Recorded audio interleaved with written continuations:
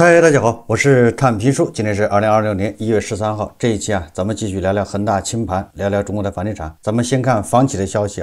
首先是碧桂园、融创中国房地产报报道说，化债900亿，保交房185万套，碧桂园破局。对于这家曾经的龙头房企而言，2025年是一个重要的命运转折点。而在这一年里，该公司过关斩将，仅用329天便完成境内外债务重组，降债超900亿元，保交房也进入收尾阶段，近4年累计完成房屋交付近185万套。文章很长咱们就不介绍了。碧桂园降债900亿，对于一个借债的企业来说这900亿没了，但是这900亿谁承担了呢？同样的中国经营报报道，融创中国2025年末交付5.4万套住房，72万套保交付任务基本完成。该公司表示这项庞大的系统性工程能够落地，得益于多方合力打造，稳固保障来自顶层政策的支持驱动，公司自始至终的高度重视，以及一线项目团队的全力以赴。碧桂园、融创大家都知道是知名的房企，也都爆雷。从他们这个来看这个保交楼还是放第一位的。保交楼任务一完成，那后面是不是就意味着进入这个清算阶段了？你把欠国家的，对吧？欠这个买房的业主的账给还完了，保交楼就是干这事剩下的欠债权人的，欠这个什么理财的，欠供应商的，你慢慢扯皮吧，资产也没了，还有什么资产呢？接下来就是万科万科拟延长20亿境内债宽限期至4月底，提供3公司应收款增信。1月13号，根据彭博社报道说22万科展期方案草案显示，万科拟以3家项目公司应收款提供质押，为该笔境内债展期提供增信措施，并提议进一步延长宽限期90个交易日，即新的宽限期将于4月29日届满。据悉，该笔债券本金余额20亿元，票面利率3%，原定于2025年12月15日到期。这个是一再延期先延了5天，再延1个月。那接下来他要延3个月，延3个月提供增信也就是他下面有3家项目公司的应收款提供质押。那债权人同意不同意呢？我要是债权人的话那我就看他那个应收款是应收谁的款。如果你应收这个阿里的款、腾讯的款、华为的款，那我同意，对吧？如果你应收的是哪个民企的，那或者你应收恒大的钱，或者你是应收万达的钱，那就算了吧，是不是这个逻辑应收款嘛，做抵押，就是我把这钱收回来就给你，或者我到时候还不了，你把这个钱拿走，对吧？质押，说明什么呢？说明万科真的是巧妇难为无米之炊，它已经没有什么可以用来提供增信的资产，优质资产恐怕都已经让这个深圳地铁拿走了。这个对债权人是个考验对债权人来说，你是忍一忍呢，还是说干脆现在痛定思痛提起破产？如果你现在提起破产，那法院可以把万科所有的资产要冻结，都算破产财产，然后按照破产法，对吧？然后按照顺序来赔偿，来清偿。如果你现在不搞破产的话，那万科那点3瓜2枣的有价值的财产都被别人叫近水楼台先得月，人家先弄走了，最后你啥都没了，就剩烟灰缸。所以说这个对债权人是个极大的考验，就是债权人呢也要权衡利弊，这是一个博弈，博弈还没有结束。我们再看央企，我们26年、27年要更多的关注央企开发商。1月12号，保利发展公告，总部组织机构调整为董事会办公室、综合管理中心、战略投资中心、财务金融中心、不动产运营中心等10个部门，强化不动产运营与风控管理。什么意思呢？折腾呗。这个大家都知道一个公司一旦调整组织架构就是折腾，加强这个考勤，什么开源节流，实际上就是这公司不行了，走下坡路。我想这个大家打工人牛马对此是非常有发言权的但你所在的公司开始，对吧？加强这个考勤，抓紧考勤，各种规章制度越来越细，要求越来越多，然后组织架构变来变去的，说明你们公司遇到麻烦了，在走下坡路已经开始乱扑腾了。1月12号，华润置地全年累计合同销售金额2336亿元，累计合同销售建筑面积922万平方米，分别按年减少10.5%和18.6%。这是央企2025年比2024年销售额减少了11%，销售面积减少19%。26年呢？27年呢？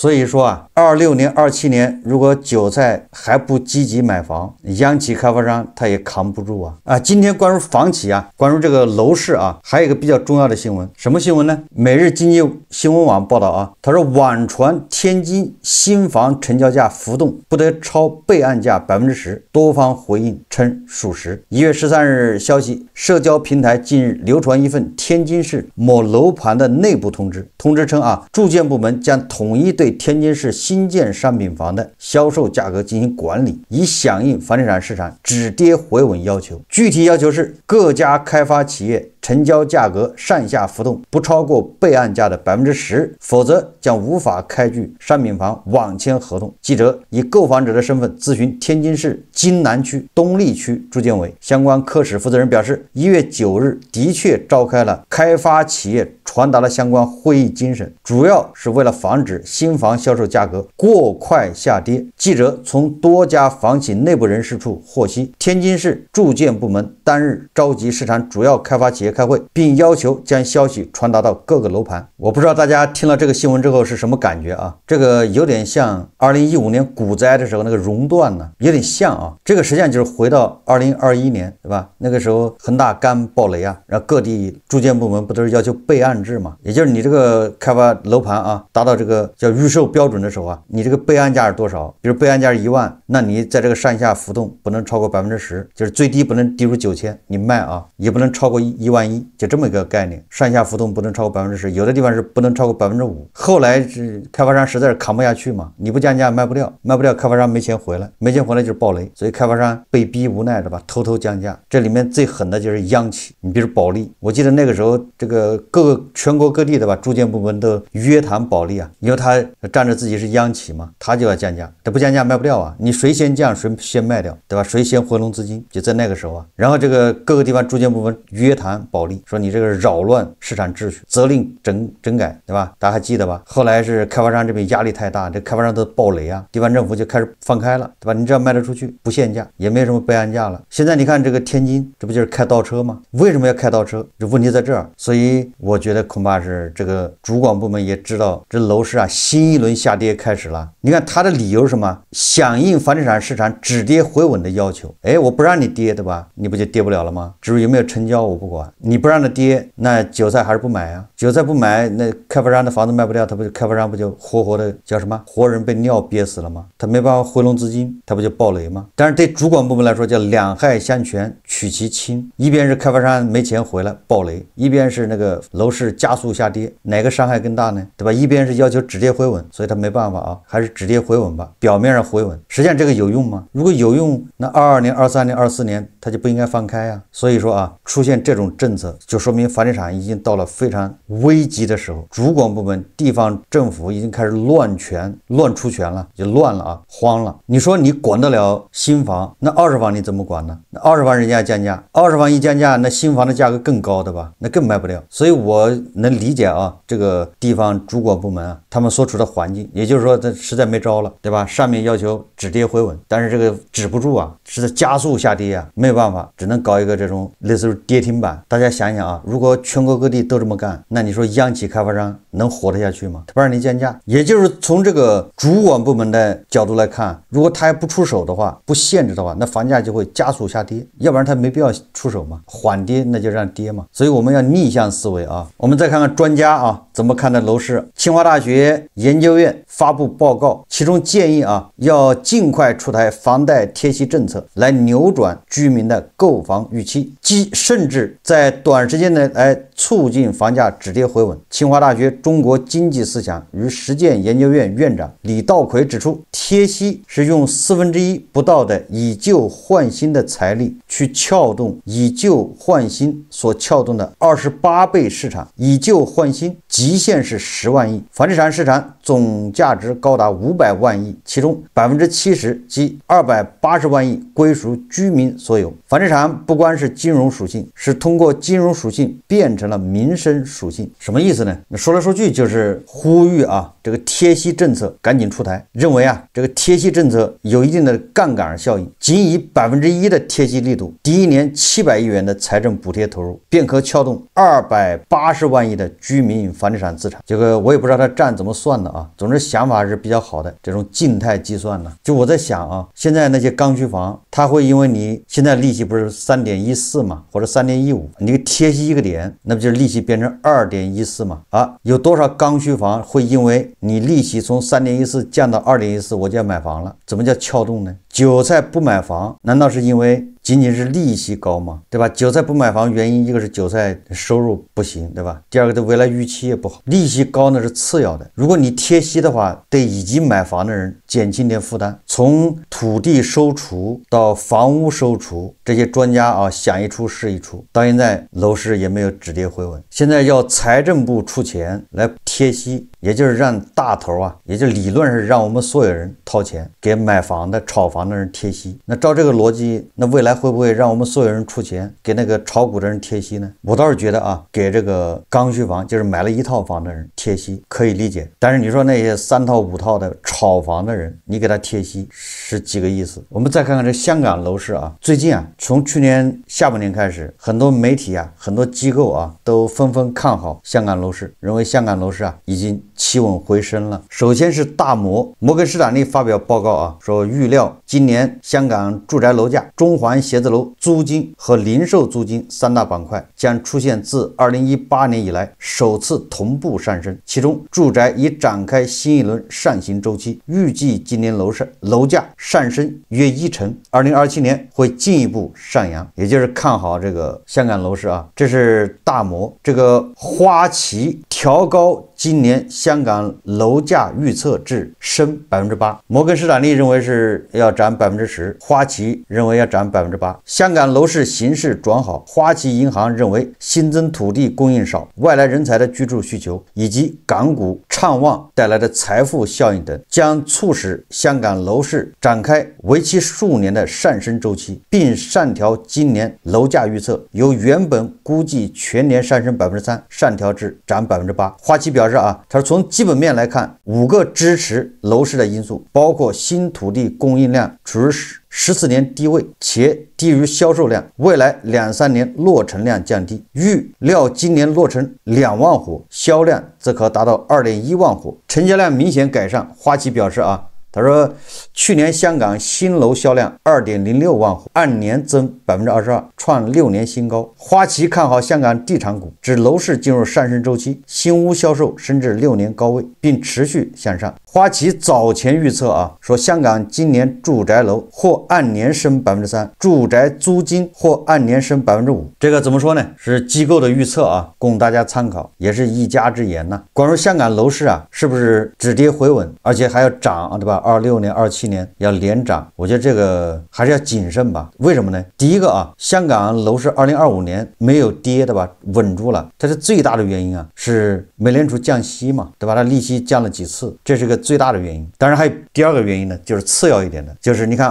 2025年这个港股上市的企业非常多，成也是港股，败也是港股，就是未来拖累香港楼市的肯定也是港股。这就是我对香港楼市这个抱以警惕的主要原因。既然这个25年楼市稳住了，是因为美联储降息导致的，那么我昨天看到这个大摩他认为美联储2026年是不再降息了。本来大家以为美联储2026年还降2次吧，但是现在据说这个美国的非农数据是不太好，这个大摩认为2026年美联储是不再降息了，那这个对香港楼市有利的因素就没了。这是第一个第二个呢，就是港股2025年上市潮，这个大家也知道大量的内地公司跑到香港上市，你跑到香港上市，这个就带动了香港的楼市。一个是写字楼对吧？你在那儿得租办公室，写字楼租金就上去了。第二个，你在那还得租房子，有的在那买房子对吧？有的在那套现了，财富自由了，也得买豪宅。去年香港楼市能稳住，那内地客是做了贡献，出了力。那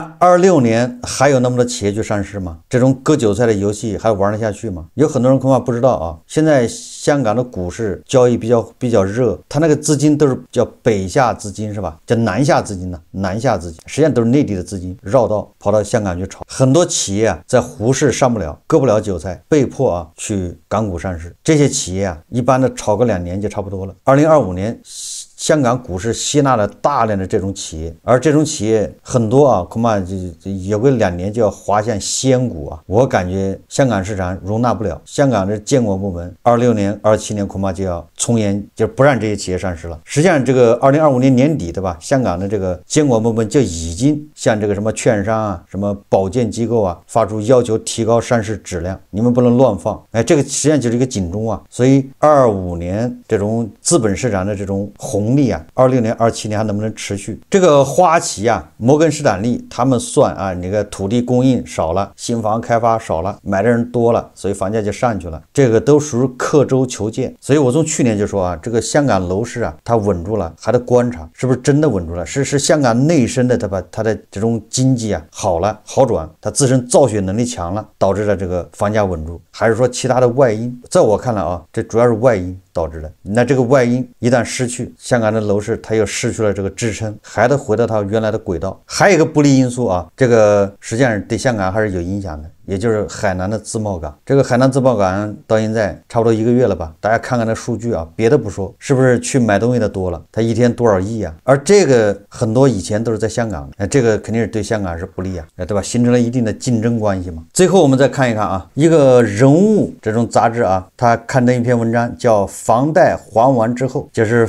咱们以前叫房奴，对吧？好不容易把房贷还完了，是什么一个感受？他这个人物杂志啊，采访了几个人，还完房贷后，生活真的会轻松下来吗？或许很多还贷人都问过自己这个问题。不久前，人物发起了一次关于房贷还完的征集，一共收到了将近160份问卷，大家真诚地分享了自己与房贷共存的故事，也梳理了自己还在还贷过程中的心迹。从这些问卷里能看到真实生活的诸多切面。房贷会改变一个人、一个家庭的生活方式、消费习惯、家庭关系、职业规划，都有可能因此经历一番扭转。几乎所有人都提到了自己省钱、存钱之路。曾经对钱毫无概念的人，一下子要打起精神，好好计算生活。生活不再尽兴，在这种盘算中过着一种不上不下、进退维谷的生活。还完房贷后啊，生活进入下一个阶段。有的人会准备一场旅行犒劳自己，有的人会选择将省钱生活进行到底，当一只攒钱的小仓鼠。有的人则会选择再购入房子，增加自己的稳定感，继续自己的还贷生活。当然，也有人会感到迷茫，失去了努力的方向。但最后一笔房款交出去的那一刻，与狂喜解放相比，很多人都提到了平静，很多的是再也不用过这样的生活了，松了一口气。有人提到，虽然生活渐趋稳定，不再那么拮据，但自己还是感受到了一种无奈，而且错过了中年之前最美好的一段时光，这实在令人遗憾。这个人物杂志啊，访谈了4位已经还完房贷的人，他们聊起自己的存钱妙计，聊起自己和金钱的关系，聊起被房贷支配的生活，聊起清空贷款后的平静，聊起了房贷给自己带来的改变，也聊起了一些终极问题。但买房意味着稳定，而房贷深深将它打破。我们如何获得平衡？房贷还清后，我们是否获得了真正的自由？我们要如何应对未来人生？我们仍在寻找什么？他这个文章很长啊，我们就不介绍了。我们不只是介绍这个房奴啊，也很奇怪啊，这几年好像